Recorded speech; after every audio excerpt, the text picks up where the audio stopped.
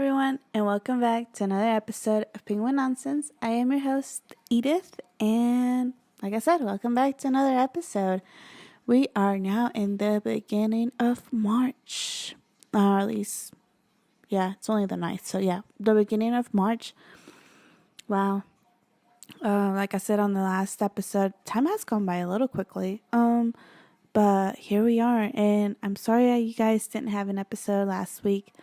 Sadly, my grandma has passed away. That was my last grandma from my mom's side. And so last week, I didn't have the cheerfulness, I guess, to do an episode. So forgive me, but I am here this week. And I have thankfully done well, I guess, taking the news as she was sick for a good while. And we very early on last year, towards the end of the year, we're told that she didn't have much to live, and so I think we had plenty of time to prepare for this.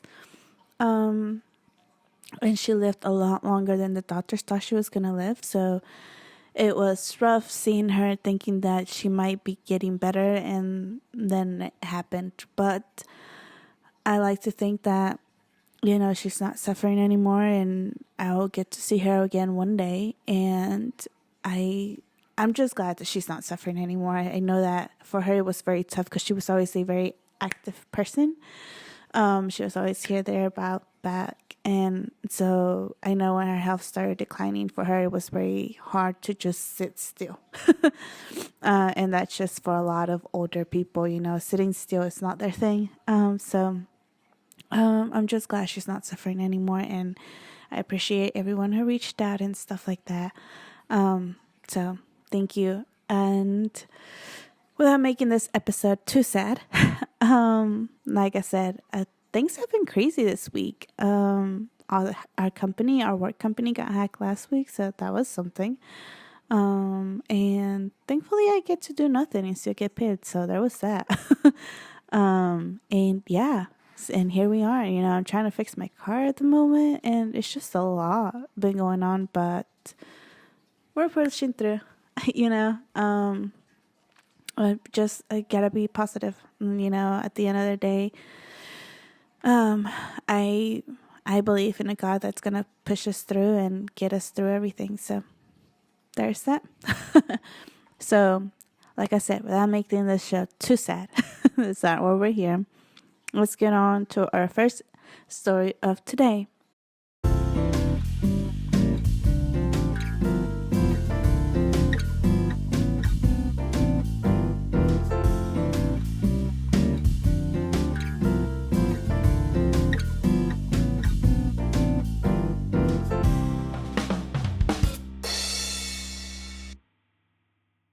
And our first story comes from, remember a couple, like maybe a lot of weeks ago. And it might have been like our first or second story. I can't remember when I came back, to do these episodes again. We talked about a lab that was working to bring back the woolly mammoth. Well, you guys, I have an update. And I love bringing out updated stories because I think it's cool that we can follow these stories as they're occurring. And sometimes it's, for me, as a person who loves to get just bits and information of stuff, I love being able to be like, oh, I remember that. Oh, that's what happened. I love being to be that way. So whenever we get updates to these stories, I think it's awesome.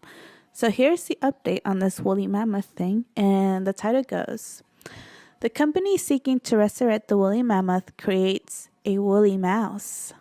So, the biotech company Colossal Biosciences has long aspired to bring back the extinct woolly mammoth, which roamed the northern hemisphere thousands of years ago during the Ice Age.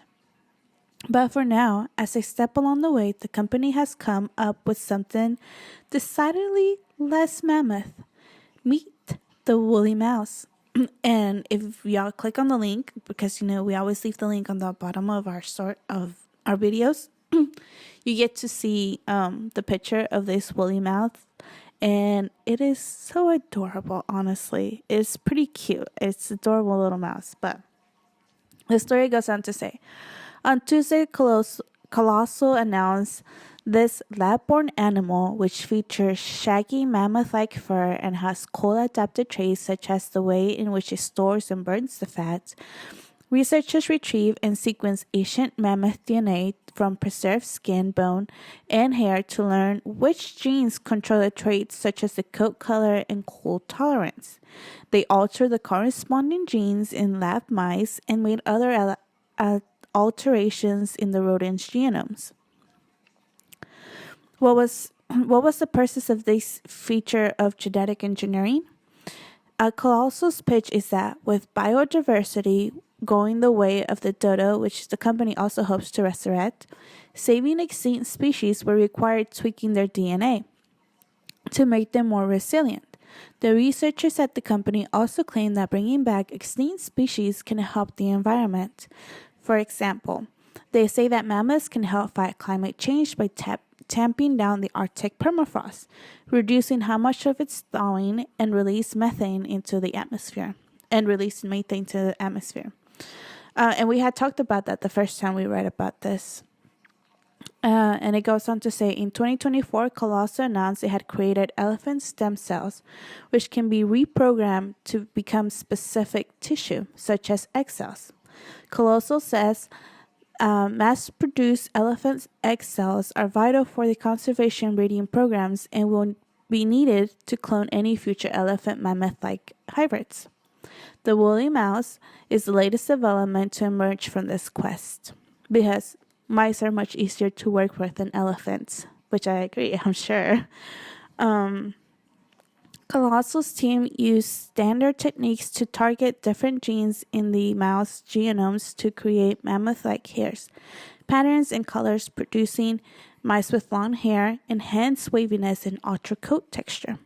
According to the preprint researchers paper by the company that has not yet been peer-reviewed, we used the ancient DNA to identify the genes we were interested in working with, Shapiro says. We looked for mice that have genetic variation in those same genes and we identified using ancient DNA. And then we put those particular mouse variants together. And this article was like really long, but at least you get to kind of know like what it is and how they're like putting the genes and that kind of stuff. And that's the part I'm reading to y'all. And as I was reading through this, because like I said, the article is pretty long, they go on to talk about how like, okay, let's pretend that this mouse, stays alive for a good while, is able to reproduce and is able to stay alive, because for the most part, when you start modifying their genes, things don't tend to go right, and a lot of the mice die because their bodies either can't keep up with the genes or reject certain things, and things start to happen.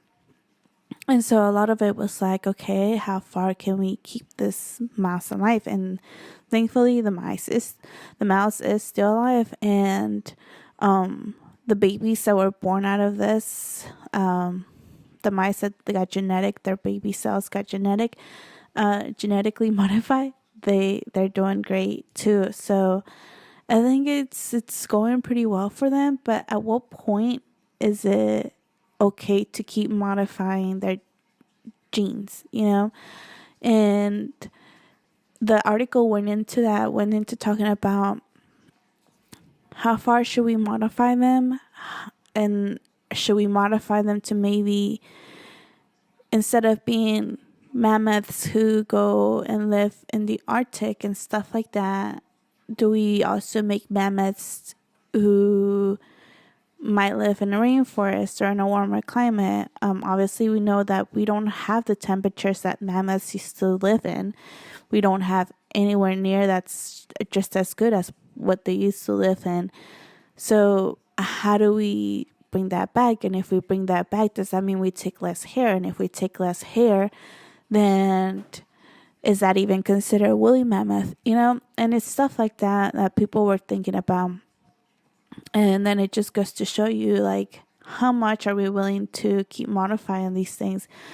And then you go into the whole thing of, like, what if this mouse escapes the lab? What happens then? Do they go back and just, whoops? Or does this mouse get to live and go out there and reproduce with other mice? And what is this genetically modified mouse going to do to the habitats and stuff like that of these mice? It'll be really interesting to see. I feel like there's a lot of playing God, and we should never be playing God. But I think it's really interesting how far our science has come to be able to do stuff like this. Don't get me wrong, I think I'd be just as excited as anybody else if we could bring back a lot of these extinct species. But at the same time, it's like, how much is it going to affect our current, system in the earth and whatnot? Like, is it going to hurt any of our other animals? Is it, things like that? Because at some point, there's a predator, and sometimes that predator is us. Are we going to be hunting the woolly mammoth to get the trunks, to get its fur, like that kind of stuff? So we're just going to bring it back for it to be exploited, because at the end of the day, we're already struggling to keep some of these elephants populations, to keep them at certain numbers, because they hunt them for their horns, or I think that's what they're called, right? Though they're tusk, not horns. Sorry. I never said I was smart, you guys. But yeah, they're tusks. So is it going to happen the same thing to the woolly mammoth if we were able to bring it back? Would we put tusk in these mice? Thankfully they didn't. The mice did not have no tusk, but it just had like really, really hairy mouths. It was just extra fluffy. It's adorable, honestly. But yeah, it's just things like that. Like, the more you keep thinking about it, the more you're like, is it really a good way to go down this road? And I know I've joked about it before, because we've talked about how sometimes, we have like quite a few movies out there, if y'all have seen Jurassic Park, that go on to say why this is probably not our best idea to bring back, animals that are already extinct. But we're humans. We don't learn from our mistakes. So here we are. But I don't know. I think I'm, I don't know. I'm very torn between it. I feel like it'd be cool if we could get it done, but at the same time, I think about, like, how much will these mammoths get to go through, and how alike would they be to the real mammoths, and is it going to affect anything in our, in our system, ecosystem or whatnot, that kind of stuff. And it'll really be interesting to see if we do ever get to be alive to see it. So let me know what you guys think. I know that was quite lengthy, and the article is even longer. There's a lot more in there. They go on to talk about, like, exactly what we just talked about, all these questions of, like, what ifs. And it's really interesting article, so I really do recommend y'all going to read that. And yeah, let me know what you guys think. Do y'all think, like, this is something that should be happening, or this is something that we should just probably stop right here and let the mice live? But, I'm sure PETA does not like us using the mice either, so there's that. But here we are. So, again, comment section. There you go. It's up to y'all to decide what y'all want to think. No, I'm kidding. We're just here for entertainment purposes. Like I say, just here for the entertainment purpose only. And nobody has a right or wrong answer. Just because we believe one way or believe the other, we are very open to everybody's ways of believing. So, yeah, just interested to think if y'all think this is a good thing or a bad thing. Dun, dun, dun. And where do we stop? before we stop bringing back things. I don't ever want them to bring back a T-Rex, okay? I think they're cool. Don't get me wrong. They're pretty cool, but please let's not bring that one back. Or any other animals that could probably hurt us. So, we'll see. I don't know.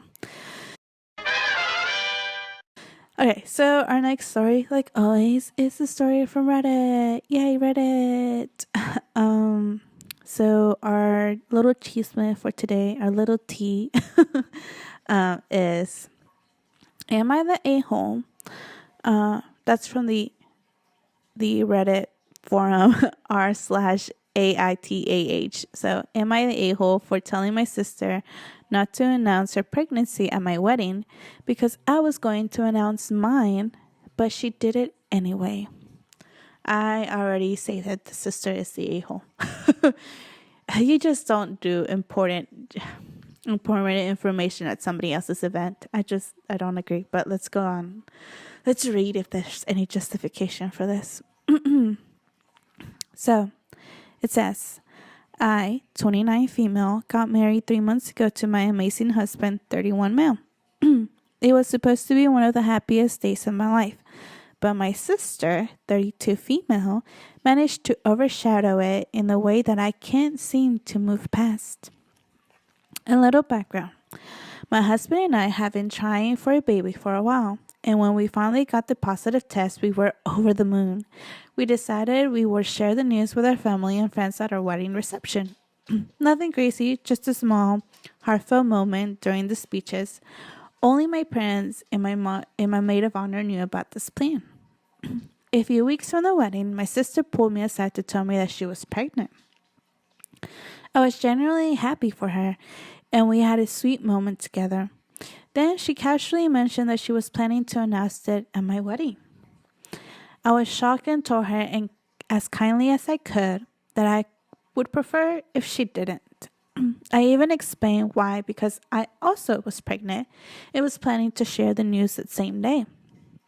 I asked if she could wait just a little longer so that they could stay focused on the wedding. She seemed a bit annoyed, but didn't argue much, so I thought that was the end of it. Well, fast forward to the reception, and guess what? Right after the speeches, she stands up, clinks her glass, and announces her pregnancy. The whole room erupts in cheers, and suddenly, my wedding turns into her pregnancy celebration. I was stunned. I didn't even get the chance to share my own news because it felt like I'd just be trying to one-up her. Later, when I confronted her, she acted like I was overreacting and said she just couldn't keep it anymore. When I told her how hurt it was, she said I was selfish for wanting to control when people share their happiness. My parents think she was out of the line, but are telling me to let it go for the sake of family peace. But I can't seem to move on. Every time I think about the wedding, I feel bitter pit in my stomach because she took away a moment that was special for me. She, on the other hand, thinks I'm being dramatic and says I should be happy for her instead of making everything about myself. So, am I the a-hole for not letting this go? And nope. Well, okay. Grudges, I know you shouldn't hold them. I know you shouldn't hold grudges, and I think we all struggle with this as humans. But let me say this. Don't share your happiness at somebody else's event. I'm just saying. That's just my 2 cents. I don't feel like it was the right moment or the right time. If they already told you. And let's go back to this part because she had a conversation with her. She told her, "Hey, I'm pregnant." And the sister was like, "Oh my gosh, I'm pregnant." And then the sister was like, "I want to tell them on your wedding." And the sister was like, well, hold up. This is my wedding. Let's hold off a couple of days and you can tell the family later. And she still, tells them on the girl's wedding day, on her sister's wedding day. And I think that is just so rude. She already told you she didn't want you to tell them. And like that, it makes my skin boil. I know there's bigger things to be worried about in life, but you just don't do that. I don't even know. I feel like I would just go around in circles saying the same thing, but man, like I could understand if you had a talk to her about it and she had said yes. Then some people do. Some people are nice like that, and some people are like, oh, "You want my wedding day to share? Sure, propose, do whatever you want. I don't care. That's fine." And some people are okay sharing that happiness, but if the person already told you no, I would not want you to do that, why are you doing it? And I don't think she was being dramatic.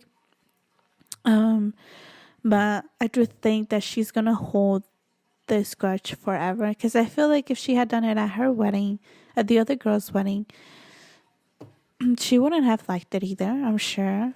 Or maybe she would have. Who knows? Because like I said, everybody's different, and some people are okay with sharing their big day. But it just seems rude. It seems rude to me, and I don't think I'm gonna change opinion on that. There's not the a-hole. That was not me burping. That was my drink. If you're listening to this, if you're seeing the video, you'll see that I was drinking. I got a Starbucks, not Starbucks. I got a Dunkin' refresher. I love the Dunkin' refreshers. They're so good. That's just me going off topic, but people in the comments are saying the exact same thing. Apparently, this must be like either. It's funny because I think they're just going off from like different places of the world. Somebody goes like, as an Aussie, I would call her the C word. As a Brit, I would call her the C word. As a Canadian, I would do it. As an American, I would do it. And it just goes down this line. It's like Alabama, California, and they all will call her a C word. So, yeah, I think they're all agreeing that yes, she is totally okay for feeling the way that she does, and she is not being dramatic. And her sister needs to apologize, honestly. Like, I know an apology is not going to make it any better. Because at the end of the day, that was her day that she stole. And I am sure everybody was like, oh, the baby, I'm sorry, my dogs are having a feast over there. Must be somebody outside or something. But yeah, and so, things like this should not be taken from somebody, especially after they already told you don't do it, So I really do think she needs to apologize. And I know, like I was saying, it's not going to make things better. She's always going to think about that day and be like, yeah, by the end of the night, everybody was talking about the pregnancy. And I hate that she couldn't even share her own news at her own wedding that she was pregnant too. I totally forgot about that whole fact. That she didn't even get to share her own news. That is so sad. Because can you imagine being able to be married and also being able to say, hey, we're having a baby? And I know in a lot of places this is frowned upon on and whatnot. You should get married before having the kids, blah, blah. It is what it is. A baby should be welcome to this world if it's left with the family at any point in time, boyfriend, girlfriend, later in life. I don't care. You can have kids whenever you want to, but it's so sad. It is so sad. And I hate that for her. So I hope she got to be able to share their news with everybody else and make it just as big, but I hate that it didn't get to happen on her wedding. So OP, I am so sorry for you. There's nothing we can do about it, but you're not wrong for feeling the way that you'd feel. And I would probably feel the same way. So that's my 2 cents. Let me know if you guys think that maybe she's wrong for holding it against her.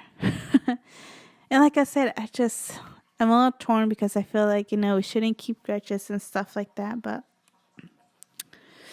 sometimes it's rough, especially when it's family, to keep the peace. Ugh. Like, I get it because that's your sister and you're probably going to be seeing her often. And that's probably, the one your kid's probably going to grow up with, that cousin. And so I wish the best for them. I do. And like I said, maybe you don't agree. And that's that. That's that for that story. Let me move on. I am the worst at cutting something off and then going on to the next. But y'all stick around. Thank you. So, our next story is about doggies, you guys. Like always. No, not always, but you know what I mean. It's about doggies this time, and the title goes Anti-aging medication in development that could help dogs live longer. I know we always talk about eventually having our fur babies forever. And I know this is one of those ones for like, what are we doing to make them live longer? But I think it would be awesome if we could get to have them just a little longer than what they're meant to be here. I love my babies, my fur babies. And I know it's gonna suck so much when one of them goes, and I think about it some days, so I'm like, I'm gonna miss you so much. And I already had a couple fur babies go back when I was younger, and like two main ones that I for sure had like since they were baby. Well, one since it was their baby, and she got me through my whole high school life, and she broke me when she died, because she was really there through everything. And then I had a cat who was there during the toughest part of my life when I was 18, and that cat kept me alive. And when I had to let them go, it was very, very sad. So I was distraught for like weeks. But I think it'd be cool if we could keep them longer. And if I had millions of dollars, I would give millions of dollars for my dog to live forever. But I know I can't. And I know that eventually they all have to go. So, but if we could make them live a lot longer, would you do it? Would you do it? So here's what happened.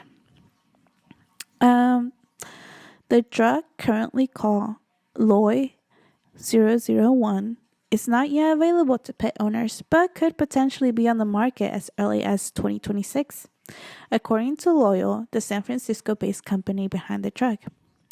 Here are the 5 questions that are answered about this medication. 1. Is the drug designed for all dogs? LOI-001 is specifically designed for large adult dogs, which generally have a shorter lifespan than small dogs. How does the drug work? The drug is said to work by interacting with the insulin growth factor 1, or IGF-1, a hormone that is thought to both cause dogs to grow and accelerate in aging in dogs. Previous research has shown that dogs with lower insulin levels were correlated with reduced frailty and a higher quality of life compared to dogs with higher insulin levels.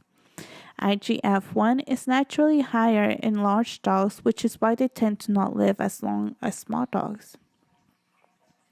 So, is the drug a pill?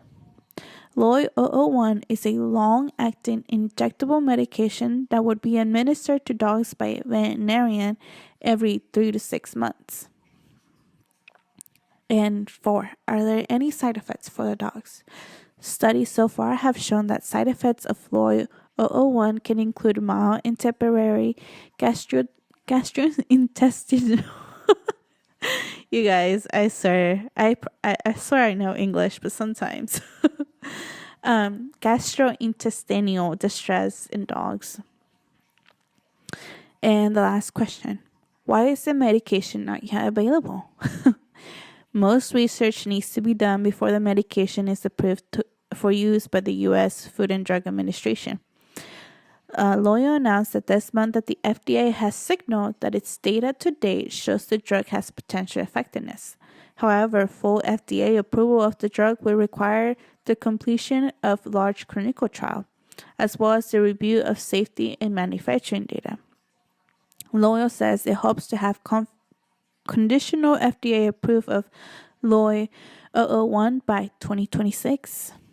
So there you have it, guys. Somebody, the company Loyo out there, is working on a drug to potentially make the bigger size doggies live a little longer. I don't think it said it in this article, but I think other articles that we read, it said that so far the medicine has been tested, it's only supposed to give them like up to 3 years longer. So, and the dog had to be 10 years or older for this medicine to be given to them. So there was a couple more information on them. So they have to be really old.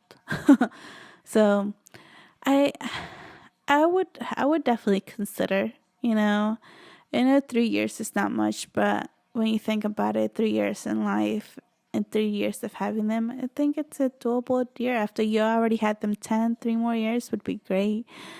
Especially because I swear those animals, whether it's cat, dogs, pigs, I don't care what you have. I think for any of us who have a pet, our pets are like the world, and we are the world to them. And sometimes I tell Jose, like, our little dog Benny is very like a touchful dog, and he looks at you with like the most love in those eyes, even though he has zero expressions. Serious, all the expressions with his eyebrows. He has all the expressions, but Benny always has this like resting bee face. But when you look in his eyes and the way he like cuddles up to you and he just looks at you, it has the most love in those eyes. Like, if you don't think you've seen love whenever a dog looks at you that way, or your cat. Even, ponies, or like I said, pigs, or anything else, like, you can tell when something loves you. And the fact that you are this one animal's, world, I think it's the most adorable thing. They don't know any different. They just know you, and they love you, and it's just the greatest thing to have a pet. So it would be really awesome to keep them a little longer, but who knows if this is going to be affordable for everyone. I know some people can afford vet visits, and so this would probably add to the vet bill and that kind of stuff. And as life keeps getting more expensive, in the United States, so it's rough. It's rough, but I think us as a generation, we start having less kids. And I think most of our generation wants to rather be a fur mama or a fur dad instead of being like a real child. So, at the end of the day, it might be worth it. I think that's definitely going to help. So, I don't know. It'd be interesting to see what happens with this drug and how far it gets through FDA and that kind of stuff. So, we'll see. But yeah, let me know what you guys think about this. Would y'all ever apply it to your dog? If you have a dog, maybe you're a cat person. I haven't seen anything for the cats, but or any other animals. But at least if you have a dog, would you do this for your dog? Let me know in the comments. And that is all I have for you guys. We have finished another episode. Yay! Y'all be good and be safe this week. If it's at the end of the week, I hope you had a great week. It's at the beginning of the week, I hope your week goes amazing. And pray our company gets back up. Or send us good vibes or whatever it is you believe. Send all the good vibes. And yeah, there's that. I have nothing for the end. that's it. That's it, you guys. You have a good one, and I hope you get your cleaning done. I hope you get your gym workout done, and don't forget to wash the dishes. I'm kidding. But yeah, that's it, you guys. I'll see you on the next one. Bye. And it's over. Bye, guys.